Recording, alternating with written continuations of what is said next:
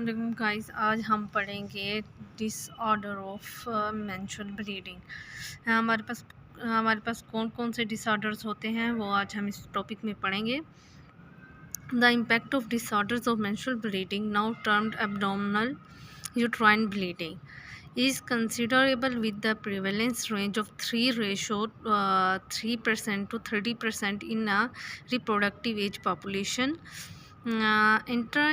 Abnormal uterine bleeding is one of the most common reasons for women to attend their general GPs and subsequently a gynecologist, and there is a age-related increase in abnormal uterine bleeding at the start and at the end of reproductive life.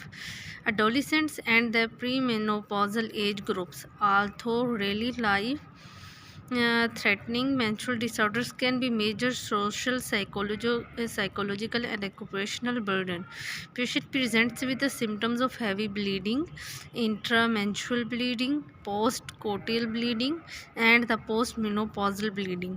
Initial investigation include pelvic and scapulum examination, swabs for the microbiology, and cervical screening and transvaginal ultrasound scans. Outpatients hysteroscopy and the endometrial biopsy as necessary. There are several classification systems for the abnormal uterine bleeding, some of which link symptoms to pathology. Such systems help clinicians to adopt a similar categorization of the pathology they are seeing, which helps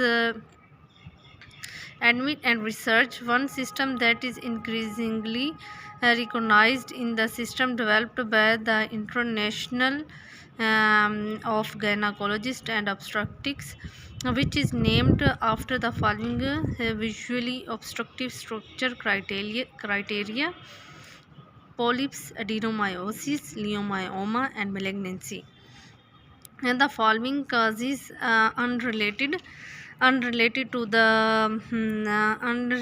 the structural abnormalities: coagulopathy, ovulatory disorders, endometrial, iatrogenic, and not classified cause, namely PLM, coin, palm coin. Note that further descriptions in the following chapters. अब हम कर लेते हैं कि हमारे पास कौन कौन सी abnormal bleeding होती हैं। Abnormal bleeding, excessive menstrual blood loss, bleeding between the periods, और हमारे पास आ जाते हैं frequent unscheduled bleeding on hormonal medications, frequent symptoms often relevant to the types of the hormone, preparations taken and complain, bleeding more than 1 year after the C-section or cesarean period, and the heavy menstrual bleeding is the most common type of menstrual bleeding disorder. There is a previously been some confusion over the various terminologies used for abnormalities of excessive menstrual bleeding loss. Heavy menstrual bleeding is now the preferred description as the simple and the easily translatable into other languages. It replaces the older term menorrhagia. The methods of quantify menstrual blood loss are both inaccurate, poor correlations with the hemoglobin level, and the impractical. The previous definitions of heavy menstrual bleeding as blood loss of greater than 80 ml per period has now been replaced by the following more clinically relevant and patient-focused definitions: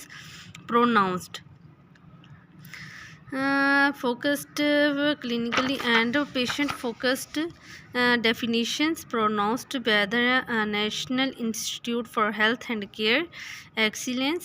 Excessive menstrual blood loss that interferes with the physical, social, emotional, and the material quality of life.